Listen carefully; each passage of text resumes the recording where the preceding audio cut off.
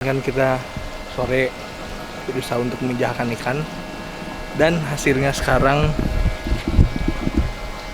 seperti itu.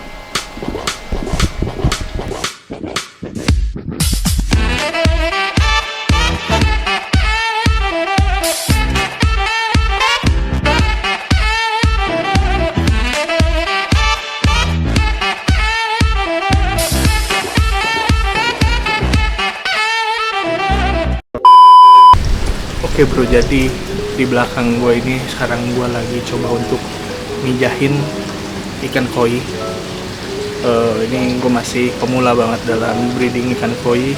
Gue mau share ke kalian mungkin tahapan-tahapan yang gue lakuin seperti apa untuk mencoba breeding ikan koi ini. Mungkin kalau ada suhu-suhu yang udah sering breeding ikan koi, silahkan komen di bawah untuk sharing-sharing ke gue ataupun ke teman-teman yang mau coba untuk breeding ikan koi.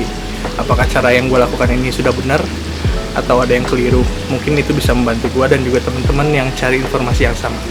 Oke, gimana step-stepnya? Tonton terus sampai habis. Biasanya sebelum kita memijahkan ikan koi, gue biasanya lihat dulu indukan apakah udah siap untuk dipijahkan atau belum.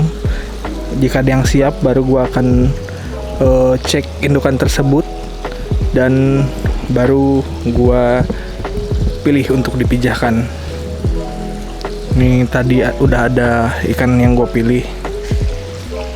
Tepatnya di sini ada ya kohaku ya. Kohaku, terus jantannya ada tanco dan kohaku. Nah, step-step yang biasa gue lakuin itu yang pertama kali pengisian air kosong seperti ini. Ini sebetulnya nanti gue peruntukkan untuk nanti si anakannya. Jadi nanti kalau misalnya udah di sini bertelur, si telur-telur itu akan gue angkat dan gue pindahkan ke sini. Oke. Nah, jadi yang pertama itu isi air dulu, isi air baru, dan diisi mungkin ketinggian sekitar 30 cm ya.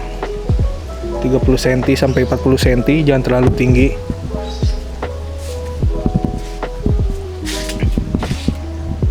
Kurang lebih segitu, 30 sentian. Oke. Nah, setelah itu kalian siapkan media pijahnya. Media pijah biasanya kalau gua dulu sering pakai ini nih, Paranet, karena dia lebih murah dan jangkauannya jauh lebih luas dibandingkan dengan beras seperti ini. Ini baru pertama kali gue coba pakai beras. Gue belum tahu hasilnya seperti apa, tapi mudah-mudahan aja hasilnya lebih baik dibandingkan Paranet. Nah, terus untuk treatment air gue biasanya hanya menggunakan garam. Jadi ketika air ini sudah ready, udah terisi dengan ketinggian sekitar 30-40 cm, itu biasanya gue kasih garam secukupnya aja.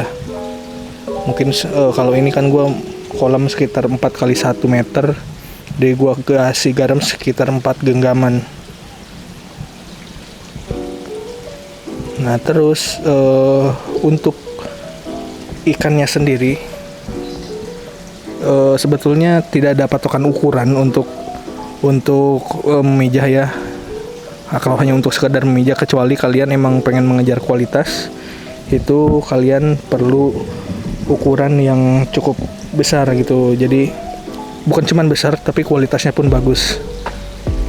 Jadi kalau misalkan size, biasanya kalau di Jepang itu bahkan itu tuh size di atas 80 cm biasanya baru dipijah.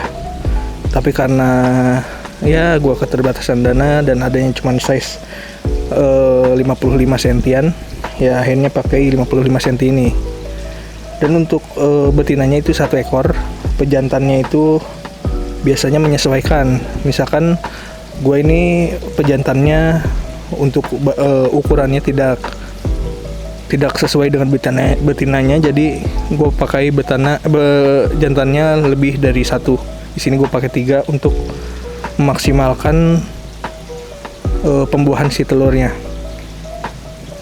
Nah, terus kuncinya juga selain bentuk kolam ya, bentuk kolam kalau bisa sih kotak sebetulnya. Itu akan lebih baik jika bentuk kotak dibandingkan dengan bentuk bulat. Nah ini di sini kolam gua kotak. Nah terus tadi yang mau gue sampaikan itu yang terpenting juga aerator. Aerator juga gelembungnya harus cukup kencang kayak gini. Ini kan kalau dilihat lumayan kencang ya bentuknya, gelembungnya. Jadi full dari ujung ke ujung, aeratornya nyala semua. Ini untuk seperti ini ya, mudah-mudahan besok hasilnya kita lihat. Nah, gue juga mau ngasih tahu kalau koi ini dia biasanya memijah pada sekitar tengah malam sampai dengan pagi ya. Biasanya gue sih beberapa kali ngalamin koi itu memijah kisaran antara jam 12. Kalau biasanya mulai jam 12 itu biasa jam 3 atau jam 4 itu udah beres. Terus habis itu bisa lanjut lagi pagi gitu. Kebanyakan sih seperti itu ya. Jadi nggak sekali doang mereka kawinnya, jadi berkali-kali gitu. Mungkin ada jeda istirahat dulu. Nah terus biasanya itu dia memijah beres itu ketika matahari udah mulai terbit. Dan kalau misalkan matahari udah mulai terbit dan telur udah keluar semua dan ikan udah beres memijah, gimana kita tahu kalau ikan udah beres memijah? Itu biasanya udah mulai pada kalem, udah pada diam. Tapi kalau misalkan masih pada rusuh gitu ya, masih pada tempel-tempelan kayak gitu, itu berarti kawinnya belum beres kayak gitu. Nah kalau misalkan si ikan ini udah beres kawin atau udah selesai mijah, itu sebisa mungkin indukannya kita angkat semuanya, baik jantan maupun betina gitu, supaya mereka tidak memakan si telurnya itu sendiri. Karena biasanya si betina dan si pejantan itu setelah kawin dan setelah mengeluarkan telur itu biasanya mereka lapar, jadi biasanya telur mereka sendiri mereka makan kayak gitu. Jadi kalau bisa langsung ketika beres kawin kita pantau ya, terus beres kawin itu indukannya semua langsung kita angkat, kita pisahkan dengan telurnya. Nah selanjutnya ketika si telurnya ini sudah menempel di media media penetasannya itu, baik itu si sikat beras ataupun paranet, itu kita lakukan pemindahan telur ke air yang baru. Karena kenapa? Biasanya media atau kolam yang dijadikan tempat pemijahan itu airnya akan sangat kotor dan bau. Jadi itu telur harus kita pindahkan ke tempat air yang airnya lebih baik gitu.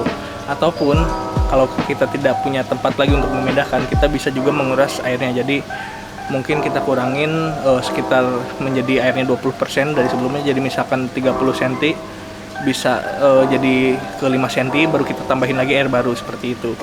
Itu biasanya akan telurnya akan baik-baik aja kayak gitu. Kalau gue sih selama ini nggak pernah pakai obat-obatan apapun untuk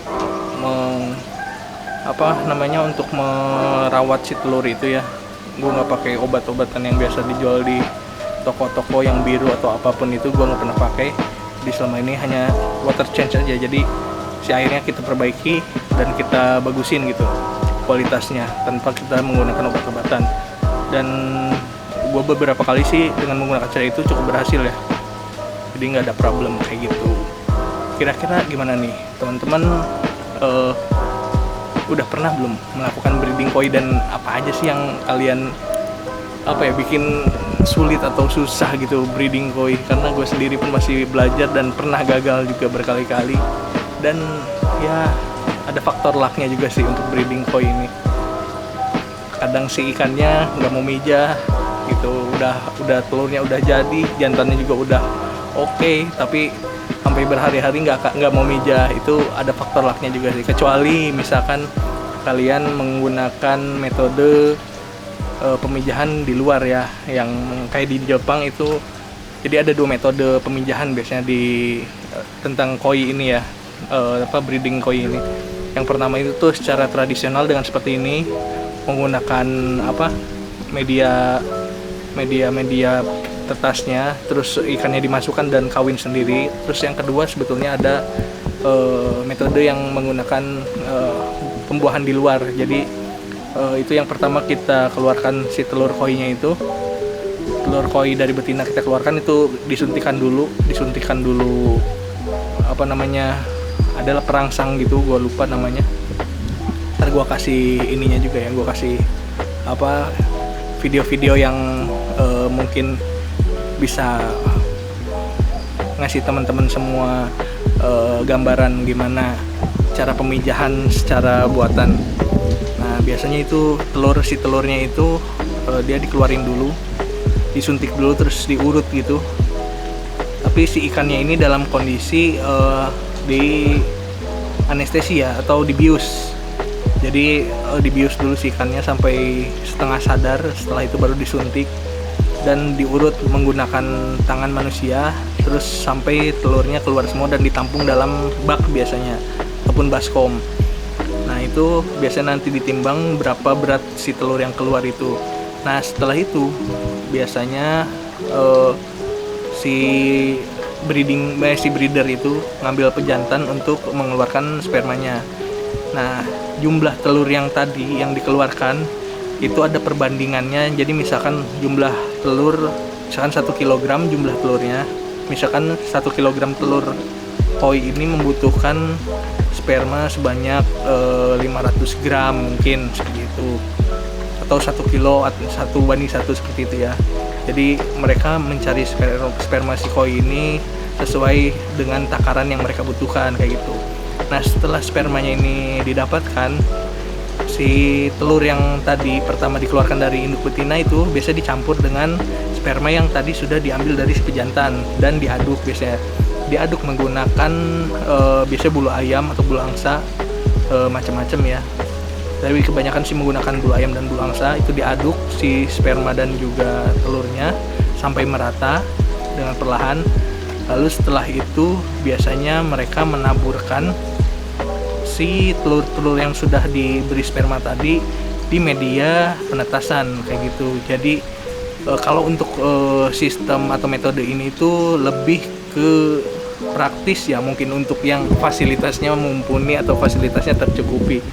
Sebetulnya ini jauh lebih mudah dibandingkan dengan kalian ketergantungan dengan metode secara tradisional seperti ini.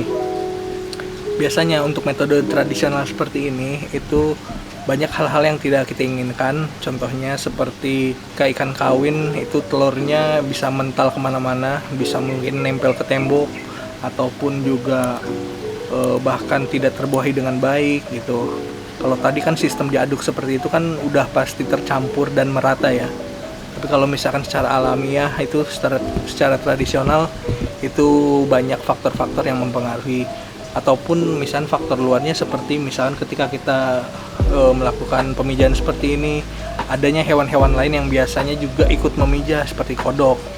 Itu biasanya gua beberapa kali terjadi dan itu bikin kesel banget kalau misalkan kita udah mijahin terus bertelur dan beranak, tapi di sisi lain ada juga anak kodok yang berenang di situ. Dan ya tahu sendiri ya, kecebong itu susah juga nangkepnya kalau ditangkapin satu-satu, dan itu memakan waktu gitu.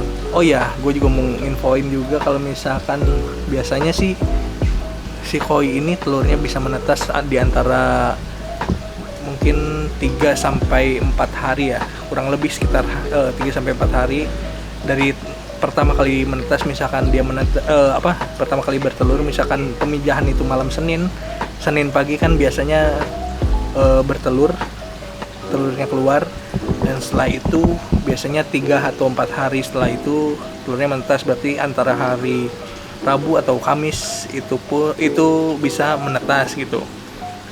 Nah setelah itu biasanya itu kan si buraya koi ini masih gendong si telur ya, telur kuning di dalam perutnya itu, dan itu biasanya masih dipuasakan sampai telurnya habis. Itu mungkin sekitar 2 hari ya, 2 hari. Jadi kurang lebih ketika telur menetas sampai ketika telur keluar sampai umur 5 hari itu tidak kita beri treatment makan kayak gitu. Baru di hari setelahnya biasanya macam-macam sih treatmentnya. Ada yang bisa ngasih artemia ataupun bisa ngasih juga cacing sutra dan lain-lain seperti itu.